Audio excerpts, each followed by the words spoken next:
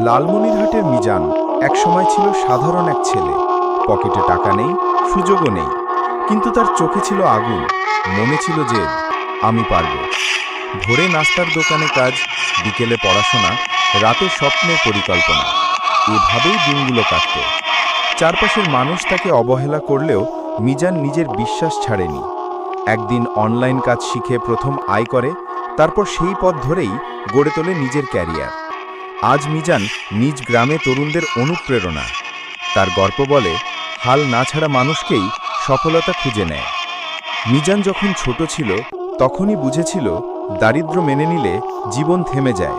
তাই সে লড়ে গেছে।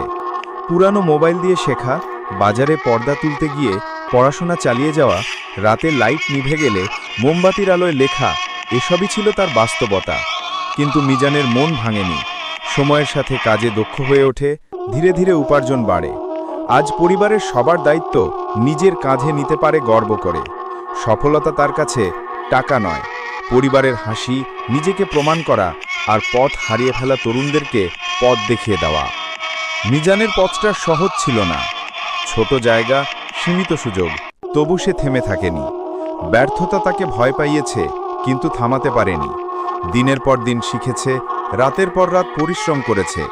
প্রথম ব্যর্থতার পর দ্বিতীয় চেষ্টায় দাঁড়িয়েছে, তৃতীয় চেষ্টায় এগিয়েছে।